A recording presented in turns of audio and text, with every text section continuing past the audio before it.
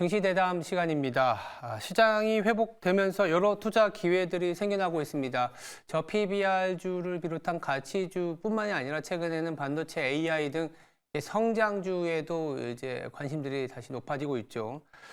대표적인 성장주가 또 제약바이오지 않습니까? 작년 말에 거의 수익률이 괜찮았다가 올해 초반에는 조금 시장이 좀 지지부진할 때 같이 좀 눌려 있었다라고도 볼 수 있는데, 그럼에도 불구하고 올해 금리 인하에 대한 기대감도 살아있기 때문에 이 업종에 대해서 자세히 좀 들어봐야 되겠습니다.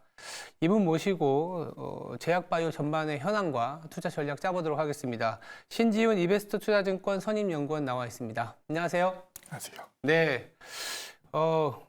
오늘 방송이 처음이긴 하지만 워낙 알고 있는 게 많고 그 약대도 나오고 네. 현업에도 제약 현업에도 계셨기 때문에 상당히 인사이트가 있을 겁니다. 또 이 자리에서 자신 있게 제가 좀 모셨습니다. 일단 첫 번째 질문은 일단 제약바이오가 좀 되려면 어떤 조건들이 필요하고, 그리고 앞으로 보실 때 이 업종의 어떤 흐름에 대한 얘기들이 필요할 것 같거든요. 네. 어떻게 보세요?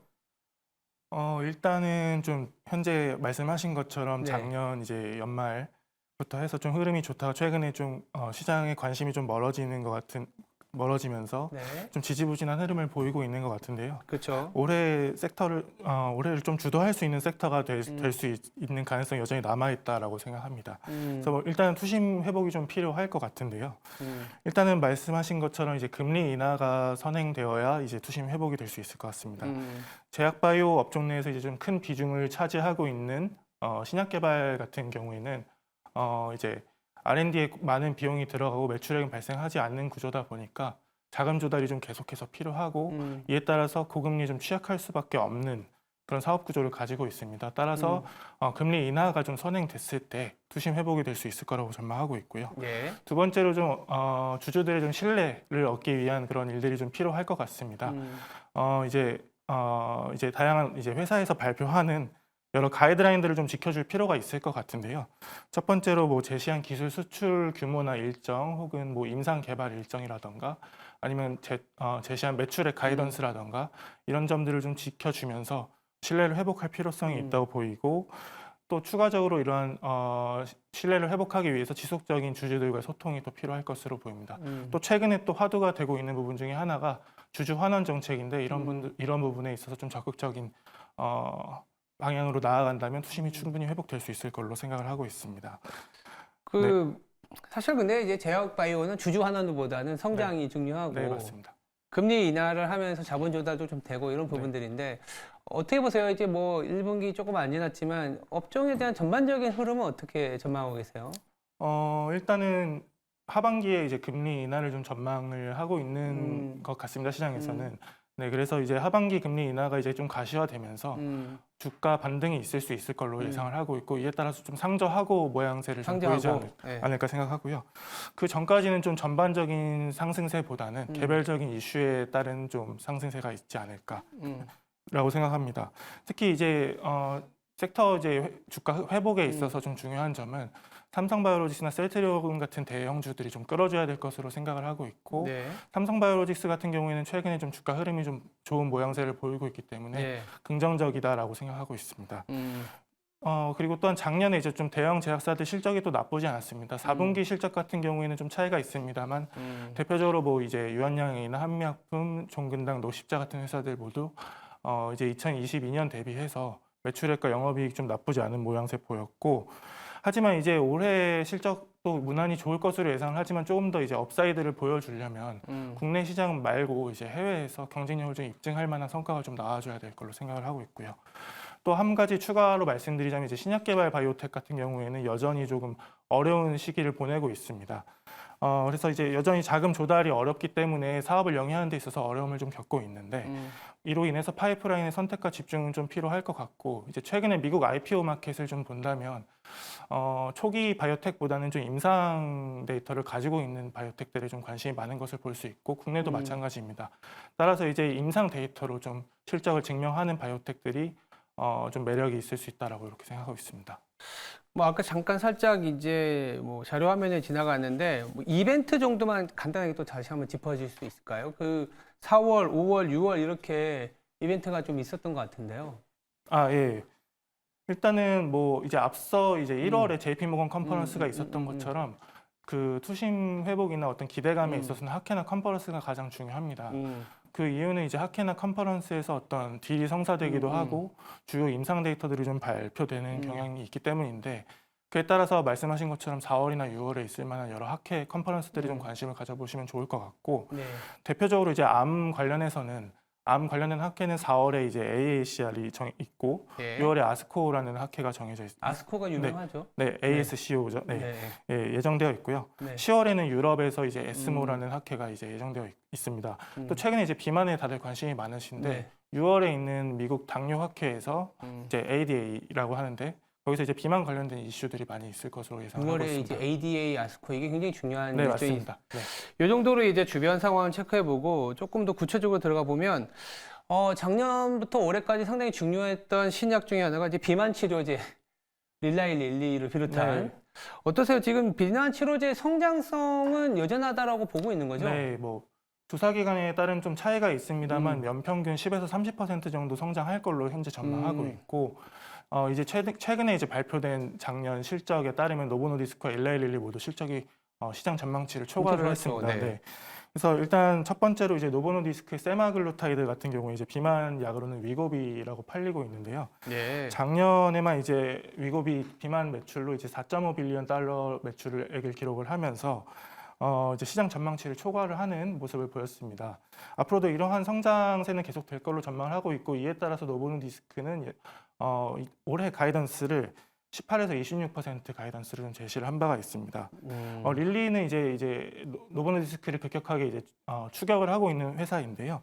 예상보다 시장 점유율을 좀 빠르게 가져오는 모습을 보이고 있습니다. 이제 세마글루타이드 이제 노보노디스크의 위고비 같은 경우에는 체중 감량 효과가 한 15% 정도 나오는 걸로 알고 있는데, 이제 릴리에서 이제 개발한 티르제파타이드 이제 상품명으로는 이제 젯바운드죠. 이 젯바운드라는 그 비만 의약품 같은 경우에는 체중 감량 효과를 한 22% 정도 보여주고 있고, 부작용 측면에서도 좀 우월한 측면이 있습니다. 그에 따라서 시장 점유율을 좀 빠르게 가져오고 있고, 앞으로도 이러한 성장세는 좀 더 계속될 것으로 보고 있습니다. 둘 다 네. 예, 둘 다 성능 뭐 부작용 면에서는 큰 차이가 없나요? 네, 그렇게 보시면 될 것 같습니다. 네. 그러면 이런 비만 치료제도 이제 제약업계의 최대 화두이긴 하지만 이렇게 좀 올해 조금 눈여겨볼 만한 뭐 신약이나 뭐 이런 국내와 관련된 부분들도 있나요? 네, 사실은 이제 비만만큼 임팩트를 보일 만한 약물은 아직까지 제가 찾지 못했는데요. 아직은 심지어 이제 최대 화두로 이제 꼽을 만한 신약을 최근에 이제 메쉬라는 질환을 꼽고 있습니다. 메시요? 네, 메쉬라는 질환은 이제 기존에는 내시로 알려져 있던 질환인데요. 이 질환에 대해서 간략히 설명을 네. 드리자면은 이제 간에 저희가 음식물을 뭐 과다하게 섭취하면 이제 간에 지방이 쌓이게 되는데, 네. 이 지방이 쌓이면 이 지방이 섬유화가 되면서 간 경화가 일어나고 간염이 일어나고, 이런 질환을 이제 내시라고 하는데요. 이 내시라는 질환이 미국에서만 해도 이제 미국 전체 인구의 거의 5% 정도가 가지고 있는 질환임에도 불구하고 아직까지 이러한 질환이 왜 발생하는지 치료제가 아직 없는 상황입니다. 그래서 이제 올해 3월 14일에 최초의 이제 내시 신약이 이제 승인을 좀 앞두고 있습니다. 마드리갈사의 레스메티롬이라는 약인데요. 이 약물은 이제 지방에 있는 이제 간에 있는 지방을 좀 없애주는 약이라고 이해해 주시면 될 것 같고, 근데 최근에 좀 이제 흥미로운 결과가 발표되었는데, 방금 말씀드렸던 릴리의 비만 의약품 같은 경우에도 이 내시 질환으로 적응증을 확대를 하고 있는데 꽤 좋은 임상 결과를 보여주면서 이 내시 신약을 개발하고 있는 회사들의 주가가 전반적으로 좀 변동이 있었습니다. 그래서 이 내시 관련해서는 계속해서 좀 관심을 가져보면 간과 관련된. 네, 맞습니다. 네. 그래서 국내에서는 이제 한미약품이나 동아ST 같은 회사에서 이런 신약을 좀 개발하고 있다라고 이해해 주시면 될 것 같고요. 네. 추가로 이제 한 가지 더 말씀을 드리자면, 이제 올해 상반기 1분기에 해서 알츠하이머 신약이 또 한 가지 개발을 좀 승인을 앞두고 있는데, 네. 이제 릴리의 이제 도나네밥이라는 약물이고요. 이 알츠하이머 같은 경우에는 사실 기존에 이제 바이오젠과 에자이사의 이제 레캔비라는 약물이 기대감을 좀 크게 모으긴 했었습니다만 작년에 예상보다 좀 실적이 잘 나오지 않으면서 기대감이 한풀 꺾인 상황입니다. 하지만 그럼에도 불구하고 여전히 고령화 사회로 진입하는 상황에서 알츠하이머라는 이 질환은 굉장히 중요한 부분이기 때문에 앞으로도 성장세가 있을 것으로 좀 예상을 하고 있습니다. 메시, 알츠하이머, 올해의 이제 화두로 떠오를 수 있는 신약이기 때문에 조금 더 소개를 시켜드렸습니다. 그리고 이제 비만 치료제와 함께 최근에 전 산업에서 화두가 되고 있는 게 AI거든요. 뭐 제약 바이오 업계도 특히 바이오 업계도 AI 열풍이 당연히 불고 있고 AI 신약 개발이라든지 AI와 관련된 투자 방향성이 상당한데 어떻게 보세요? 지금 최근에 빅테크 기업들 중심으로 AI 신약 개발이 더 추진이 되고 있잖아요. 네, 맞습니다. 현 상황에 대한 얘기 좀 들어볼까요? 일단은 이 신약 개발이라는 필드가 이제 굉장히 성장성이 큰 거라는 것은 다 같이 다들 공감하고 계시는 부분일 거라고 생각하고 이 분야에 있어서 좀 혁신을 가져올 부분이 AI이기 때문에 다들 관심을 갖고 있는 것 같습니다. 그 이유는 신약 개발 기간을 혁신적으로 좀 단축시킬 수 있는 부분이 있고 그쵸. 또 최종적으로 약물이 좀 개발될 확률을 높일 수 있는 측면이 있기 때문에 AI가 이제 개발 기간도 단축시키고 리스크도 관리할 수 있다는 차원에서 중요하다라고 보여지고 있고요. 현재는 아직까지는 이제 바이오 마커나 타겟, 신약 후보 물질 도출 같은 좀 이제 초기 단계 연구에서 이제 좀 집중되고 있다고 보여집니다. 하지만 차츰 이제 시간이 흐름에 따라서 어떤 동물 실험을 좀 대체한다던가 사람에 들어갔을 때 이 약물이 어떤 효과를 나타낸다는 것을 예측한다던가 하는 부분으로 조금 더 확대될 수 있는 가능성이 여전히 남아 있고 언젠가는 그런 것이 될 것이다라고 저는 이제 좀 생각을 하고 있고요. 그래서 일단 빅테크 사례를 좀 집어보자면 최근에 JP모건에서 두 건의 이제 빅테크사의 AI 신약 개발 관련된 내용이 좀 나왔었는데 첫 번째로 엔비디아 사례를 꼽을 수 있을 것 같습니다. 엔비디아 같은 경우에는 바이오 네모라는 이제 AI 신약 개발 플랫폼을 가지고 있었고 이미 진행을 하고 있던 거를 이제 조금 더 확장을 하고 있는 국면이라고 보시면 될 것 같고요. 암젠이라는 글로벌 빅파마와 협업을 통해서 이러한 역량을 좀 더 강화해 나가겠다는 취지로 보여집니다. 두 번째로 이제 아이소모르픽 랩스를 꼽을 수가 있겠는데요. 아이소모르픽 랩스 같은 경우에는 구글의 이제 좀 자회사라고 봐주시면 될 것 같고. 구글의 자회사예요? 네, 맞습니다. 구글의 자회사인데 이제 신약 개발을 하고 있는 AI 기업이라고 봐주시면 될 것 같고요. 방금 말씀드렸던 비만으로 유명한 릴리라는 빅파마와 또 그리고 추가적으로 이제 노바티스라는 빅파마와 총 3빌리언 달러 정도의 계약을 체결하면서 초기 신약 개발에 뛰어드는 모습이라고 봐주시면 될 것 같습니다. 빅테크뿐만 아니라 이제 국내 회사들도 AI 신약 개발에 적극적인 모습을 좀 보이고 있는데요. 아직까지는 좀 초기 단계로 보여집니다. 그래서 이제 상장사보다는 좀 비상장사가 대다수라고 봐주시면 될 것 같고, 그 외에 이제 국내 제약 바이오사들에서도 이런 AI 신약 개발 기업들과 콜라보를 통해서 AI 신약 개발을 좀 적극적으로 활용하고 있는 모습입니다. 하지만 좀 이제 우려되는 사항은 AI는 이제 잘 아시다시피 많은 데이터가 좀 누적되어 있는 것이 좀 중요하다 보니까 빅테크 기업들이 이런 시장을 좀 더 확 완전히 잠식해버리지 않을까라는 좀 우려가 있는 상황이고요. 이런 독점 가능성에서 이게 국내사들의 어떤 AI 신약 개발 기업들이 좀 살아남기 위해서는 좀 차별화를 가야 할 포인트가 좀 있을 것 같은데 첫 번째로 이제 아직까지는 이러한 AI 신약 개발이 저분자 화합물에 조금 더 초점이 맞춰져 있습니다. 말 그대로 저분자 화합물은 물질이 좀 작다 보니까 AI로 좀 예측을 하는 것에 있어서 아직까지는 좀 쉬운 측면이 있고요.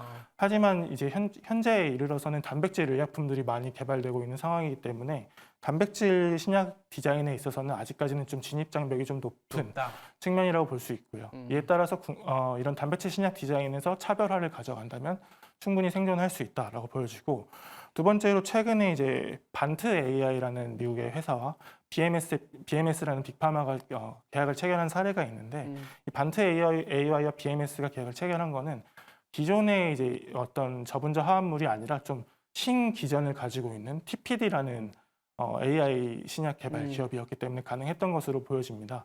앞서 말씀드렸던 단백질 신약 개발 사례와 같이 좀 더 차별화된 신약 개발 아이디어를 가지고 있는 AI 기업이라면 충분히 시장에서 생존할 수 있다라고 생각합니다. 야, 이게 얘기 들어보니까 빅테크하고 빅파마가 결합을 해야 되는 게 AI 신약이네요. 맞습니다. 그러면 결국 또 미국이고, 뭐 아까 얘기 들어보니까 구글 얘기 나오고, 엔비디아 얘기 나오고, 릴리 나오고, 노바티스. 진입 장벽이 그만큼 높다라는 거고 AI가 된다면 임상 실험의 속도나 그 기간이 굉장히 짧아질 수도 있겠다 이런 생각이 듭니다. 네. 결국 그냥 AI 신약도 그냥 빅테크하고 빅파마 둘을 합친 ETF가 또 나오지 않을까라는 생각도 듭니다. 이게 상당히 이 뎁스가 좀 저도 이 제약바이오 관련된 질문지하고 답을 어제도 읽고 오늘도 읽었는데 사실 질문하고 싶어도 모르는 부분이 많아갖고 그러면 뭐 질문이 좀 많지만 이거 하나만 더 물어볼게요. 이게 올해 같은 경우에 특히 이 1월에 JP모건 헬스케어 컨퍼런스에서 많이 나왔던 게 딜도 있었고 M&A가 굉장히 많았잖아요. M&A 방향성도 좀 있을까요? 어떤 부분에 좀 네. 주목을 하고 있는 것 같아요. 빅파마들이 어디에도 주목하고 있다가 사실 방향성이잖아요. 네. 일단은 작년 연말부터 해가지고 JP모건 컨퍼런스 이후 그리고 최근까지도 계속해서 빅파마들의 M&A가 이어지고 있고요. 특히 이런 M&A들은 ADC나 세포 치료제 그리고 이제 면역 관련된 질환들의 파이프라인을 가지고 있는 회사들을 인수합병하는 케이스가 많아지고 있고 이제 ADC를 간략히 설명을 드리면 항체에다가 화학의약품을 이제 결합한 걸로 봐주시면 될 것 같은데 항암제 쪽에서 주로 쓰이고 있고요. 항암제에서? 네, 항암제를 이제 그냥 쓰면 저희가 부작용이 크다는 사실을 다 알고 있지 않습니까? 그렇죠. 그래서 이거를 항체에다가 결합을 시키게 되면은 원하는 암세포까지 전달을 할 수 있는 표적성이 좀 상승될 수 그러니까 있는 측면. 화학 항암제를 이제 표적 항암제화 시키는. 네, 맞습니다. 그런 이제 플랫폼이기 때문에 이것에 대한 관심도가 상당히 높고 그에 따라서 빅파마들의 M&A가 계속해서 이어지고 있고요. 국내에서는 대표적으로 이제 레고캠이라는 회사가 이것을 개발하고 있습니다. 네. 네. M&A도 이제 잘 봐야 되고 상당히 이 제약바이오 업계가 많이 움직이고 있습니다. 빅테크가 같이 이제 뛰어들고 있고 네. 이런 상황에서 뭐 결론적으로는 또 우리 시장에서는 또 어느 제약바이오에 주목을 해야 되는지가 상당히 중요합니다. 물론 저희들이 뭐 M&A 방향성, AI 뭐 이런 부분들 얘기 뭐 그 신약이라든지 비만 치료제까지 얘기했지만 그래도 국내의 제약바이오 종목 중에는 좀 눈여겨보고 있는 종목이 있으면 말씀해 주세요.